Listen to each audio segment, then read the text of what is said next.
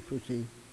I too want to begin by thanking proponents and opponents of this measure for being an integral part of the government and for making this one of the most vibrant expressions of democracy that I've seen in my time at the Capitol. Although it has not been easy for anyone, I think we would have a much better Hawaii if everyone continued this level of engagement. The active practice of democracy that includes maximum public engagement is often harder than we think because we so rarely see it play out on this scale at the Capitol. However, it has been worth it, and I think Hawaii will be all the better for having its citizens involved in the process. The concept and mechanics of democracy have weighed very heavily on me as we've debated this issue. As with many of my colleagues, I was still a child when Hawaii began the debate about same-sex marriage.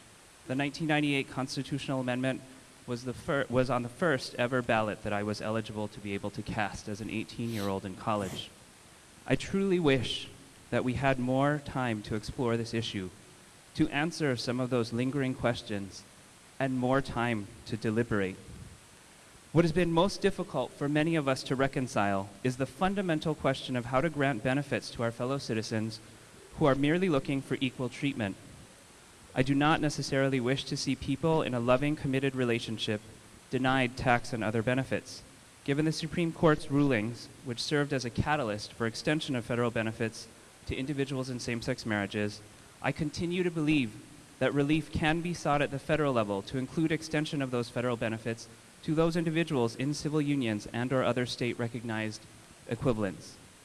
We have not sufficiently explored many of those avenues because we were called into a special session against our legislative will.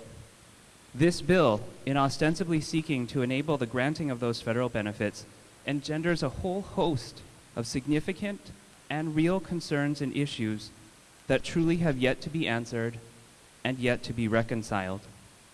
If this bill passes, I still don't know what will happen in the future when a newly created state-sanctioned right of same-sex marriage potentially conflicts with First Amendment constitutional rights of the freedom to practice one's religion. I don't know that any of us can answer that with any degree of certainty. There are two competing paradigms here for people who are yes and people who are no. There are two competing values for people who are yes and people who are no. But I ask, again, what happens when they conflict? How will the legislature and the courts reconcile that conflict? Again, I do not think that anyone here can answer that with certainty. That is why, because I believe we have not sufficiently answered those questions and really addressed what I think is fundamentally at the heart of our debate, that I continue to be in opposition. I appreciate very much the broadened religious exemptions in the most current form of the bill. I thank my colleagues for expanding those protections. Unfortunately, I do not think the current version of the bill addresses all of the myriad issues and concerns brought up by so many in the public that so many of them continue to have. We have not sufficiently explored and addressed many of those concerns. During this debate over same-sex marriage, the Hawaii State Constitution has come up time and time again. I spent many of the last few days reading through it, recognizing that it is the foundation upon which our democracy here in the island rests. Article 1, Section 1 of the Hawaii State Constitution states, "All political power of this state is inherent in the people, and the responsibility for the exercise thereof rests with the people. All government is founded on this authority." We were all duly elected and thus imbued with the authority to cast votes on behalf of our people. I recognize this fact. I also recognize that it is important to respect the will of the people and to honor it in a way that is more than just word. It is important to honor it in action as well. Ordinarily, this level of opposition to a measure would be sufficient to defeat it, or certainly to postpone it. Yet we are continuing to move forward with this measure. In so doing, I think the legislature is not honoring in action our commitment to government by the people and for the people.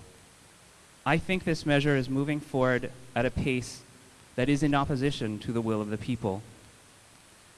Because of all of the many lingering questions and concerns, the issues yet to be reconciled, and the policy that I think is in opposition to the will of the people, I must respectfully oppose this bill. It is my sincere desire, however, that irrespective of the outcome of today's vote, that we leave the Capitol not as proponents or opponents of the bill, not as winners or losers, but as the people of Hawaii, people who may disagree, but fundamentally as the people of Hawaii. Thank you. Thank you very much, Representative.